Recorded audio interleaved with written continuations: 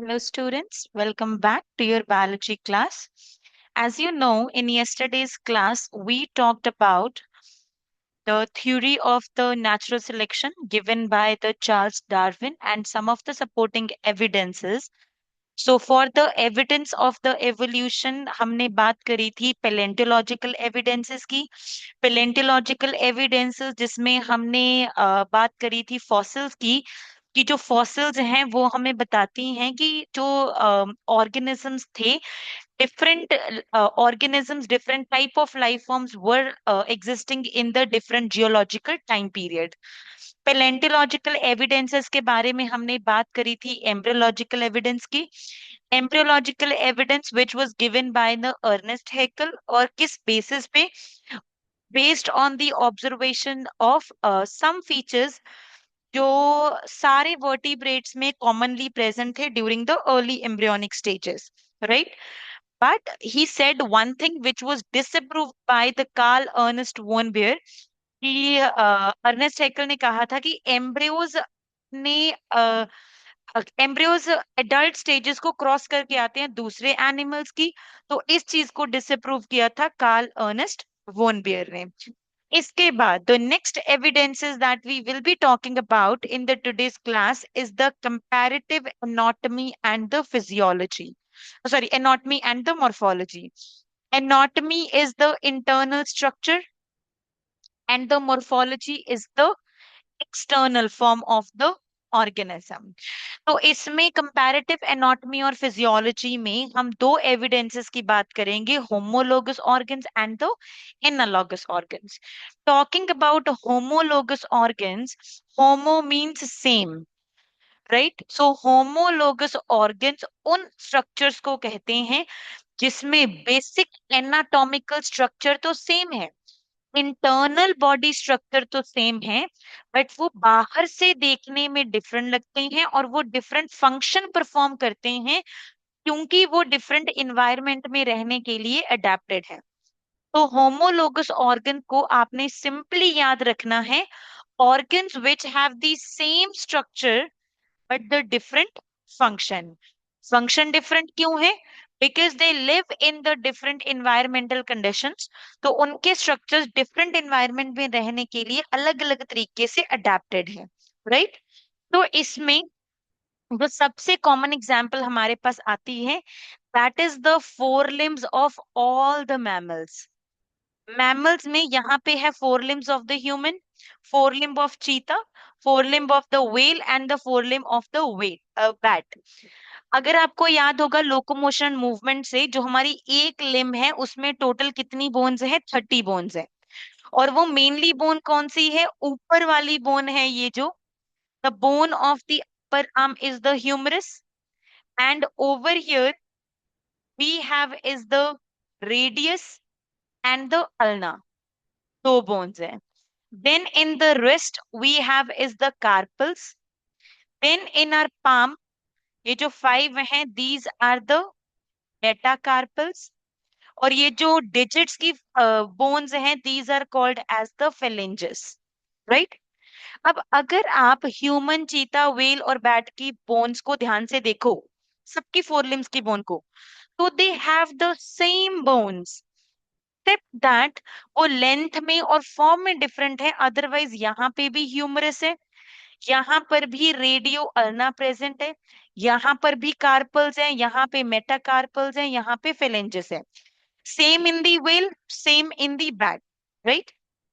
सो जितने भी मैमल्स हैं उनमें इंटरनल एनाटॉमिकल स्ट्रक्चर डिजाइन क्या है? सेम है. बट ह्यूमन फोर लिम्स को काम करने के लिए यूज करता है, चीता भागने में यूज करता है, व्हेल स्विम करने में, बैट फ्लाई करने में. तो फंक्शन डिफरेंट है बट बेसिक स्ट्रक्चर क्या है? सेम. ऐसे स्ट्रक्चर्स को हम क्या कहते हैं? We call it as the homologous structures. अब बताओ, होमोलोगस स्ट्रक्चर से हमें क्या पता लगता है? कि जितने भी ये ऑर्गेनिजम्स हैं, इन सब का एंसेस्टर क्या होगा? कॉमन. क्योंकि कॉमन एंसेस्टर होगा, कॉमन एंसेस्टर में ये सारी बोन्स होंगी, तभी तो आगे चल के जितने भी डिसेंडेंट्स हैं उन सब में भी कॉमन सेम बोन्स हैं, बट फंक्शन इज डिफरेंट। ऐसा एवोल्यूशन जिसमें एंसेस्टर कॉमन हो और एक कॉमन एंसेस्टर से different type of organisms evolve करें, इस एवोल्यूशन को कहते हैं डाइवर्जेंट एवोल्यूशन। और डाइवर्जेंट एवोल्यूशन इंडिकेट करता है हमेशा कॉमन एंसेस्ट्री, राइट। नाउ इसी में हमारे पास और एग्जाम्पल्स भी हैं, जैसे वर्टिब्रेट के heart and the vertebrate brains. Vertebrate heart में भी अगर हम बात करें, fishes, amphibians, reptiles, birds and mammals, तो नंबर ऑफ चैम्बर्स डिफरेंट हैं। चैम्बर्स के अलावा जो बेसिक एनाटॉमिकल स्ट्रक्चर है वो तीनों में क्या है, सेम है। ब्रेन में भी सेम चीज है। जो बेसिक स्ट्रक्चर जैसे सेरिब्रम है, सेरिबैलम है, मेडुला ऑब्लोंगेटा है, तो ये सब में ही प्रेजेंट है। बट किसी में सेरिब्रम बेटर है, जैसे हम सोच सकते हैं तो हम में सेरिब्रम बड़ा है, जिसको बैलेंस मेंटेन करना है, जैसे फिशेस और बर्ड्स, उनमें ब्रेन ज्यादा डेवलप्ड है, right. So now talking about the one of the example in the plants, plants में ये बात कर रहे हैं the thorns of the bougainvillea and the tendrils of the cucurbita. The thorns are these spiny structures and the tendrils are these coiled parts. अगर आपको पता हो ये जो tendril है, tendril का function क्या है, the tendril is involved in climbing, क्योंकि जो भी हमारे पास क्लाइंबर्स होती हैं, बेल होती है, बेल को क्लाइंब करने में टेंड्रिल हेल्प करती है। तो वी कैन से जो इसका फंक्शन है that is the structural support and the climbing. और जो थॉर्न्स हैं वो क्या करते हैं, ये प्रोटेक्शन प्रोवाइड करते हैं ताकि ग्रेजिंग एनिमल्स इनको आके खा ना जाए, राइट। सो बॉगनविलिया और कुकुरबिटा में ये जो थॉर्न और टेंड्रिल्स हैं, they both are the modification of axillary bud. तो बेसिक स्ट्रक्चर दोनों का क्या है, सेम, क्योंकि वो दोनों ही कहाँ से मॉडिफाई हुए हैं, एक्सिलरी बड से। But function they are performing is completely different. तो this also represents the homologous structures. Homologous के ऑपोजिट है हमारे पास एनालॉगस स्ट्रक्चर्स।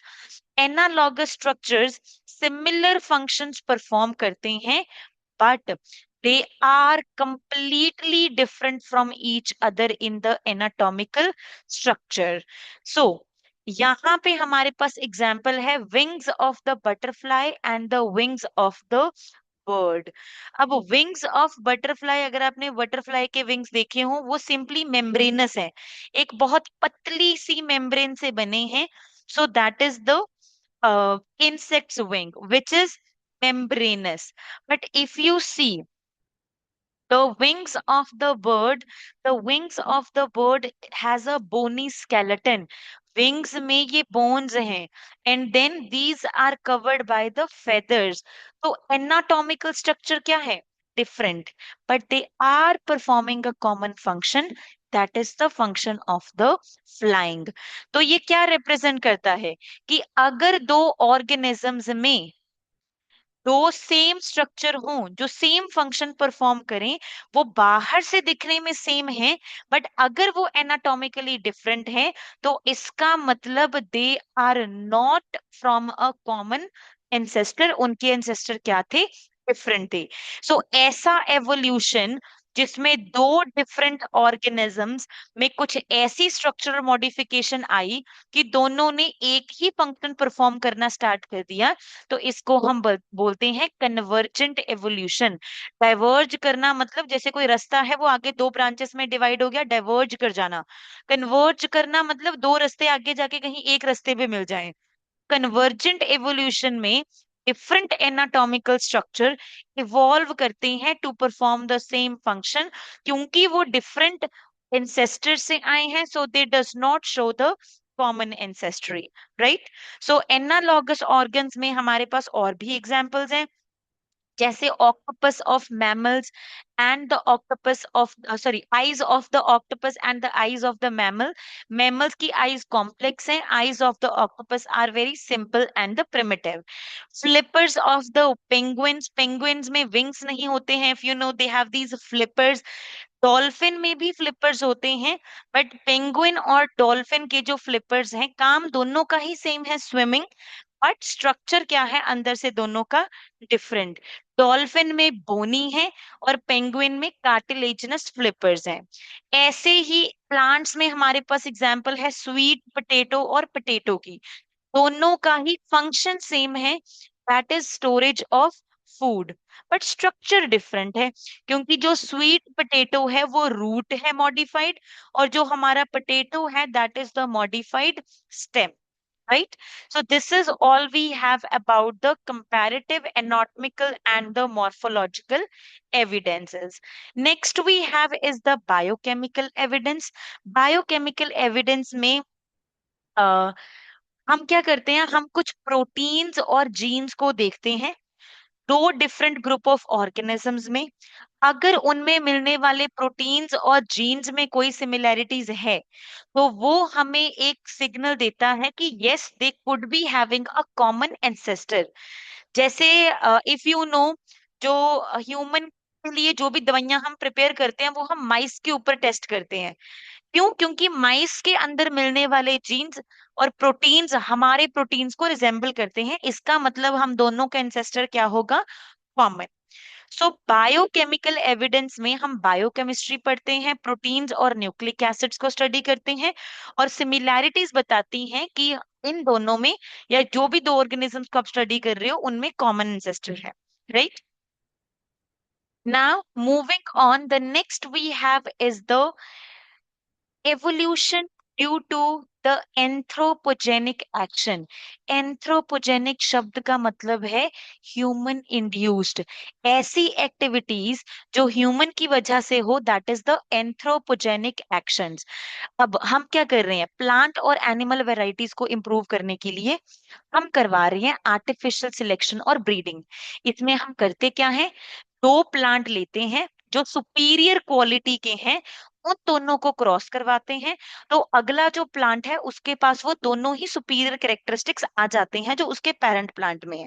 अब सोचो, नेचर में तो ऐसे आर्टिफिशियल नहीं हो रही है सिलेक्शन, नेचर में fertilisation is a random process, इसीलिए एवोल्यूशन स्लो है। बट जब हमने अपनी इच्छा से कुछ डोमेस्टिकेटेड और वाइल्ड वेराइटीज को क्रॉस करवा दिया जिनमें अच्छी कैरेक्टरिस्टिक्स हैं, तो हमने एवोल्यूशन के प्रोसेस को क्या करवा दिया? फास्ट। तो ये जो ब्रीडिंग प्रोग्राम्स हैं, इन्होंने एवोल्यूशन के प्रोसेस को फास्ट कर दिया है। जो वेराइटीज अपने आप अगर एवोल्यूशन होता तो उसको मिलियंस ऑफ इयर्स लगते, बट उसी चीज को आज के टाइम में होने में सिर्फ कितना टाइम लग रहा है? Hundreds of years. तो हमने उस एवोल्यूशन के प्रोसेस को एक्सिलरेट कर दिया है, क्योंकि हम वेराइटीज को चूज कर रहे हैं कि किन दो वेराइटीज को हमने क्रॉस करवाना है, राइट? तो यहाँ पे एक बहुत बढ़िया एग्जाम्पल दे रखी है, that is the example of the wild mustard, सरसों, राइट? सरसों, हमें पता है सरसों के ही डेरिवेटिव्स हैं, दिस इज ब्रेसिका प्लांट, और इसी ब्रेसिका से ही हमने जब आर्टिफिशियल सिलेक्शन करी, ब्रीडिंग करी, तो ओवर द टाइम इसी से इवॉल्व होके आई ब्रोकली, यहीं से इवॉल्व होके आई कैबेज, और यहीं से आई लीफी केल, राइट? तो एक वाइल्ड मस्टर्ड प्लांट से तीन नई स्पीशीज बन चुकी हैं, बट वो बनी कैसे? Due to the artificial selection. शायद नेचर में भी ये ऐसे ही बनती, बट इसको बनने में मिलियंस ऑफ ईयर लगते, बट अब हमने इसको within some hundreds of years ही नई वेराइटीज को इवॉल्व करवा लिया है। तो एवोल्यूशन हमने एक्सिलरेट कर दिया है बाय द ह्यूमन एक्टिविटीज। अब यही नेचुरल सिलेक्शन की एक एग्जाम्पल बता रहे हैं कि नेचर में, यहाँ तो हमने खुद आर्टिफिशियल सिलेक्शन करवाई कि दो बढ़िया प्लांट्स को क्रॉस करवा दिया, बट नेचुरल सिलेक्शन नेचर में भी हो रही है, और वही एक ड्राइविंग फोर्स है जो सबसे बड़ा एविडेंस है कि एवोल्यूशन हो रहा है। तो इसके लिए जो हमारे पास एग्जाम्पल है, that is a phenomena called as the industrial melanization. So industrial melanism is the pigment, melanin किसके लिए वर्ड यूज करते हैं हम?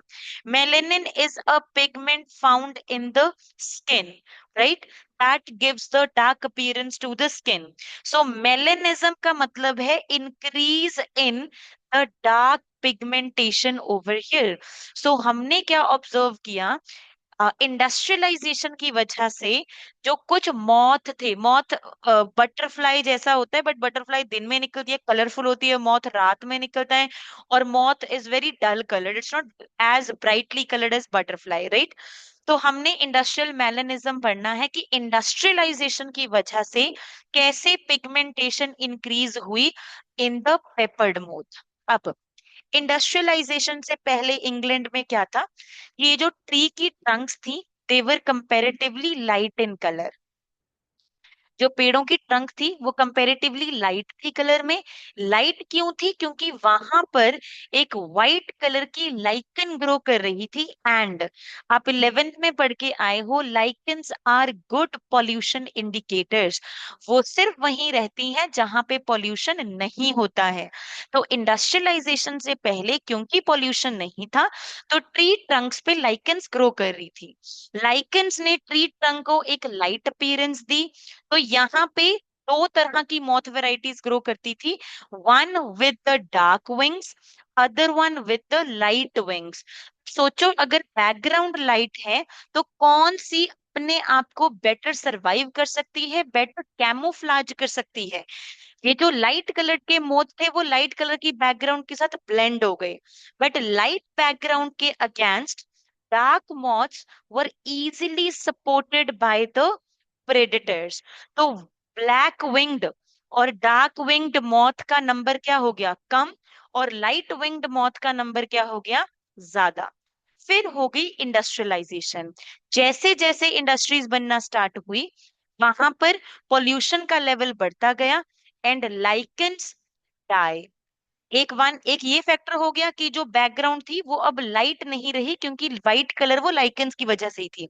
दूसरा, जितनी भी स्मोक और सोट निकल रही थी from industries, that black smoky substance वो पेड़ों की बाग पे जमा होनी शुरू हो गई, जिसकी वजह से पेड़ों की बाग का कलर क्या हो गया? डार्क। अब वेराइटीज तो अभी भी दो है, पहले लाइट कलर्ड मॉथ का नंबर ज्यादा था, बट जब ट्री ट्रंक का कलर डार्क हो गया तो ब्लैक कलर वाली आसानी से कैमोफ्लाज कर सकती थी, बट व्हाइट वाली को इजीली प्रेडेटर्स देख सकते थे। तो इसीलिए these were being heavily preyed upon by the predators। तो व्हाइट विंग्ड मॉथ का नंबर कम हो गया और डार्क विंग्ड मॉथ का नंबर इंक्रीज हो गया। सो नेचर ने सिलेक्ट किया द डार्क विंग्ड मॉथ को because it can camouflage well. क्योंकि ये अच्छे से कैमोफ्लाज कर रही थी, ये सरवाइव कर पा रही थी और ये ज्यादा रिप्रोड्यूस कर पा रही थी, राइट। सो मिक्स्ड पॉपुलेशन में जो बेटर अडेप्टेड इंडिविजुअल्स हैं वो सरवाइव करते हैं and they increase in number. But remember, ऐसा नहीं है कि व्हाइट पूरी तरह से खत्म ही हो गई। No variant is completely wiped out. Number कम हुआ बट वो पूरी तरह से वाइप आउट नहीं हुई, राइट। अब नेचुरल सिलेक्शन नेचर में अभी भी एग्जिस्ट कर रही है, बट वही एंथ्रोपोजेनिक एक्टिविटी से है।